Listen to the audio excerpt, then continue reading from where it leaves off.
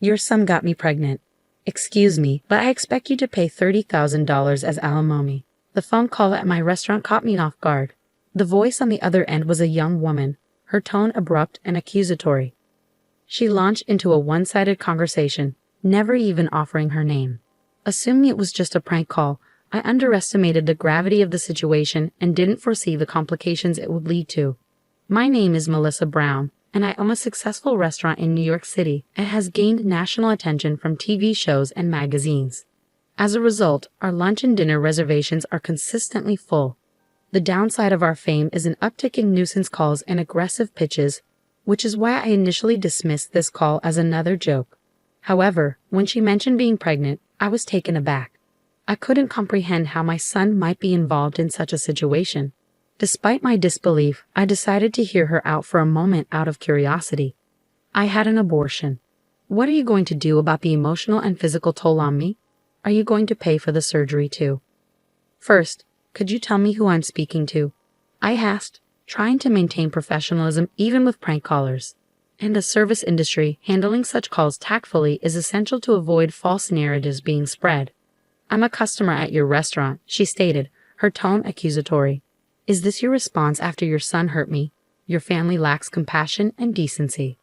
I struggled to believe my son would do something like that. The kitchen staff glanced over, sensing the unusual call. I gave them a reassuring smile and wave, indicating everything was fine. Your son assaulted me on a dark street. Are you denying it was him? She demanded. I'm certain it was your son. He lives with you, right? I've been terrified ever since, scared to go out alone. What are you going to do about it? She began recounting the alleged incident. I think you may have mistaken my son for someone else. But this sounds serious. Can we meet in person to discuss it? Often, suggesting a meeting can deter prank callers. I wanted to end the conversation quickly. Meeting the criminal's parent? How dare you suggest such a thing to a victim? She exclaimed. I just want to verify your story in person. I tried to reason. Are you implying I'm lying? She challenged. That's not my intention, I replied, trying to keep my cool. I almost blurted out, you're lying, aren't you? But I bit back my words. Instead, she launched into a tirade, questioning my integrity and suitability as a business owner. Why don't we meet and discuss this in person? I suggested repeatedly, but she adamantly refused each time. So what exactly do you want me to do? I asked, trying to navigate through her demands. Pay me $30,000 in alimony, she insisted, despite my attempts to explain it was a case of mistaken identity and that such a sum was beyond my means. You can afford it. Your business is thriving, she countered. Even though my restaurant was doing well, $30,000 was a substantial amount, and I had no intention of paying. Are you sure you want to involve the police? I questioned, hoping to deter her. I don't mind, she replied without hesitation, leaving me momentarily stunned. If my son did something like this, I would hold him accountable, I asserted. But I truly believe he's innocent. You seem awfully confident in his innocence, she remarked. Maybe you should reconsider. I would reconsider if there was any evidence, I retorted. Do you have any? The line went silent as she seemed to mull over her response. If there's no evidence, I'm ending this call, I declared, attempting to bring the conversation to a close. Wait, she interjected suddenly. If I provide evidence, will you pay the alimony? I might consider it, I conceded reluctantly. Then wait. I'll bring the evidence, she declared before abruptly hanging up. As I assured my concerned employee, Mr. Murphy, that everything was fine, I couldn't shake the uneasy feeling that she might cause a scene at the restaurant. Later, while preparing for dinner service, I had nearly forgotten about the call until Mr. Murphy rushed up to me, his face pale and holding a manila envelope. What's wrong? You don't usually run in the restaurant, I remarked, puzzled. Owner, you need to see this, he said, handing me the envelope. Inside was a letter addressed to Ms. Melissa Brown. I was assaulted and impregnated by your son. Please transfer $30,000 as alimony. The words, written in bold, demanded my attention as I unfolded the letter. Karen Williams, the recipient's name, stared back at me. Mr. Murphy, visibly disturbed, had been the first to glimpse the contents of the unsealed and unsigned letter. Calm down, I reassured him. You know my son, don't you? His relief was palpable, but there was more to the envelope. I reached in and pulled out a pregnancy test. "What's that?" Mr. Murphy inquired, perplexed. The commotion attracted other employees, their expressions a mix of shock and disbelief. Could it truly be the owner's son? Some gave me accusatory glances, but I quickly dispelled any doubts, explaining the situation. I returned the items to my desk and resumed my duties, trying to maintain a sense of normalcy. Days passed without any money being transferred, yet the incident lingered uncomfortably. "This came again, owner," Mr. Murphy announced, holding the manila envelope wearily. "I see. Check the contents and put it away in the usual place," I instructed. Harassing letters had inundated the restaurant's mailbox lately, each one more venomous than the last. "Are you planning to run? Pay up. The owner is the parent of a criminal. Her son got a college girl pregnant and didn't even apologize. She's heartless, cruel, with no sincerity. An irresponsible, overprotective, toxic parent. It's your fault your son turned out that way. Take responsibility. I'll ensure no customers come here. It's for the good of the world, for the good of the people." As the accusations piled up, I couldn't help but feel the weight of each word, a relentless assault on my character and my business. I pondered what could drive customers away from a restaurant. Those places where they dare to add that greasy, repulsive thing to the food. Those are sure to lose my business. The comments I was reading escalated steadily, culminating in what seemed like a veiled threat. Thankfully, there hadn't been any claims that such things were happening at our establishment, but the constant fear of being targeted was wearing me down. Amidst this turmoil, I noticed something unusual, an increase in vacant seats during lunch service. The gradual decline in customers was unsettling. "Owner," Mr. Murphy's voice broke through my thoughts as he approached with his laptop in hand. "Look at this review site." I glanced at the screen, my heart sinking as I read the latest reviews filled with scathing remarks. Bad customer service. They ignore feedback, especially the owner, who's let things go to her head after media appearances. The quality of the food is deteriorating. Even the soup tasted bland compared to my last visit, and I witnessed an employee dropping a piece of meat only to pick it up and cook it every single day. My anger surged, and I realized I was trembling. "This is unacceptable," I muttered. "Why should a restaurant, built with such care to delight our customers, suffer from these unfounded accusations?" I struggled to compose myself. "Are the preparations progressing?" I asked, my voice strained. "Yes, they're nearly finished," Mr. Murphy replied, his tone reflecting the gravity of the situation. I couldn't help but smirk, as a week had passed since we first discovered the slanderous comments on the review site. The number of customers had continued to dwindle since then. As I walked out into the dining area, I spotted Mr. Anderson, one of our regulars, seated at the counter next to a young woman. "Mr. Anderson, thank you for your continued support." I greeted him, grateful for his presence during these trying times. He offered me a comforting nod. "It's been tough for you lately, Melissa, but stay strong. This job is your lifeline, and I admire your resilience." I smiled back at him, though his sympathetic tone puzzled me. "You're doing well, considering your son's situation," he continued. "Don't lose hope. We're here for you, and we'll help your son as he makes amends." "What?" I was taken aback, struggling to understand what he meant. I noticed the place is quieter than usual, so I was curious about what was going on.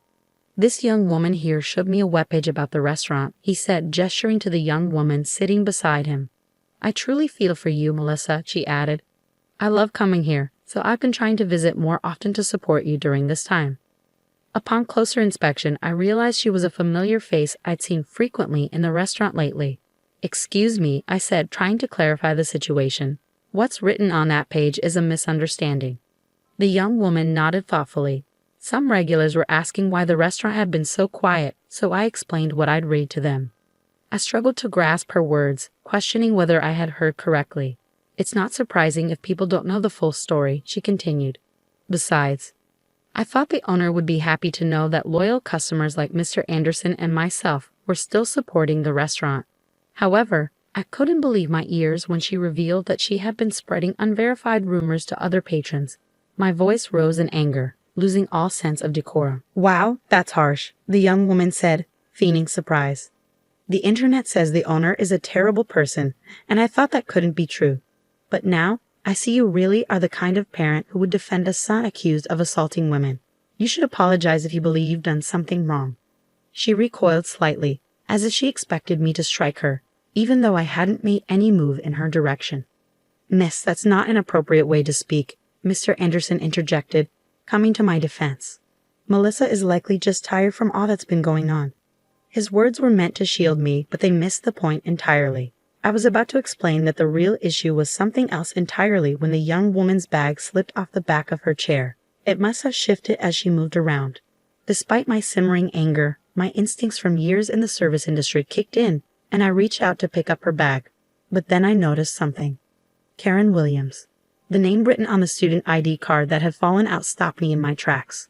No worries, I'll grab it myself, she said quickly, scrambling off her chair to retrieve her bag and ID. But I got there first. Hey, give it back, she demanded. It was no mistake. That name matched the one on the letter with the pregnancy test, which didn't even serve as real evidence of anything. So it was you I'd been looking for, Karen Williams, I said, facing her. I must have swapped it with a friend by mistake. I'm not Karen, she protested. But the face on the ID and the one in front of me were unmistakably the same.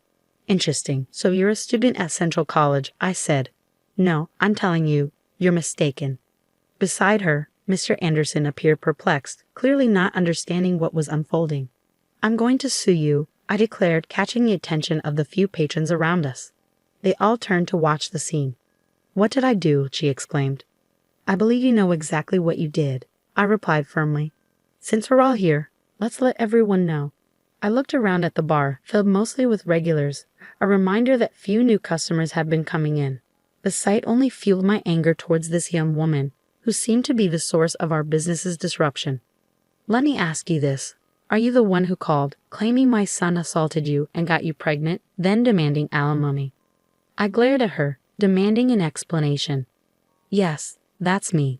I'm the one your son assaulted, she admitted without hesitation. Her surprising openness caught me off guard. What, you want to humiliate me in front of all these people? This could backfire on you. Considering the reputation of your restaurant, she shot back, her arms crossed defiantly. Her brazen attitude only fueled my anger further. Mr. Murphy, bring everything over, I ordered, instructing him to fetch a laptop from the store's office along with a stack of envelopes and documents about 4 inches thick. Was it you who sent these harassing letters to the restaurant?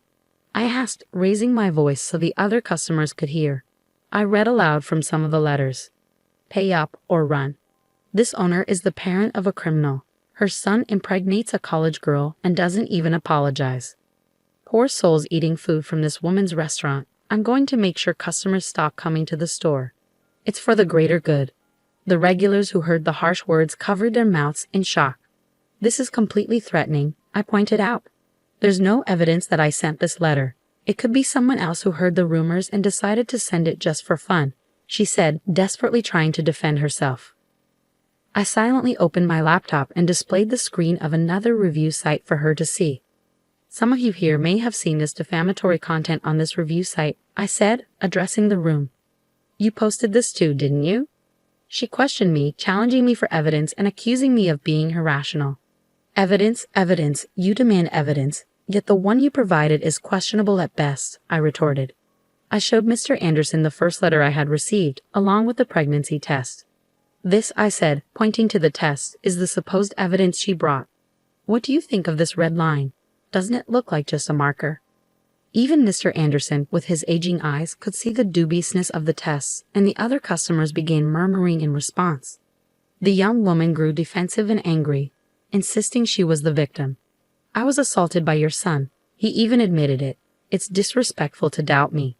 The patrons whispered among themselves, unsure whom to believe. Since I'm the victim, it must be absolutely true, she shouted, her voice rising as if to garner sympathy. But her theatrics didn't faze me. Let me clear this up, I said calmly. My son is 3 years old. Chet. Upon hearing this, she let out a small, deflated gasp. What? She stammered. My son may be active and strong for his age, but there's no way he could have assaulted you. Absolutely no way. She stammered, trying to regain her composure. No. I know you have an older son. You live together. I even have a photo. I heard you discussing dinner. She pulled out her smartphone and showed me a picture of a young man speaking with me near the store's back door. "Isn't that Taylor?" she said triumphantly.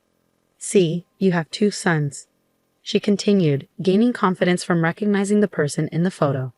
"That's not right," I immediately refuted. "Then who is this person?" she demanded. "Is he your lover? Are you having an affair with a younger man, and then he impregnated a college girl? What a scandal. Your business and your marriage are doomed." I let her finish and then calmly revealed the truth. "This person is my niece," I said, pointing at the photo. "Your niece?" she questioned. "Yes, and actually, she's a girl." I explained that my niece, who is tomboyish and often mistaken for a boy, even as an adult, is a college student who stays at my place. In exchange for boarding with me, she helps by cooking dinner and picking up my son. "If you need evidence, I can bring her here for you to see for yourself," I told the young woman, who stood there in shock and seemed unable to comprehend my words. "By the way, I've already gathered all the evidence related to the harassment letters and the review site posts." "Evidence? No way," she stammered, looking pale and unsteady. "I've already consulted with the police and my attorney," I continued, outlining the preparations I had made with the help of Mr. Murphy, one of my employees. The first piece of evidence was a letter from her, with fingerprints that matched those on the harassment letters. Additionally, all posts on the review site were traced back to her through a disclosure request. With no way out, she sank to the floor, her energy draining from her. "Weren't you just saying it was better to apologize quickly if you've done something wrong?" I asked. She mumbled something incoherently, her face pale, but I couldn't tell if she was apologizing. "I will contact the police about you. I will also inform your parents and your college. Prepare yourself for a lawsuit for emotional distress and damages." "No, please don't do that. I'm still a student. Please spare me," she pleaded. "Whether you're a student or not, you're over 18 years old and an adult. You must take responsibility for your actions," I replied. In the end, I filed a criminal complaint against Karen Williams for defamation, business obstruction, and damages to the restaurant. It turned out she had been a big spender, buying luxury items on credit. When she couldn't make her payments, she committed these crimes. As a result, she was expelled from her college. The incident even made the news, and Karen became the target of harassment herself after her personal information was exposed. With the help of my lawyer, all slanderous posts on the review site were removed. The uproar unexpectedly turned into a positive outcome, as it cleared up misunderstandings among my regular customers. Now, the number of customers has returned to normal. While the incident initially deterred new customers, almost no regulars stopped coming. Despite all the lies Karen had spread, it was satisfying to know that her claims were not believed. Moving forward, I plan to continue running the restaurant with the trust of my customers in mind.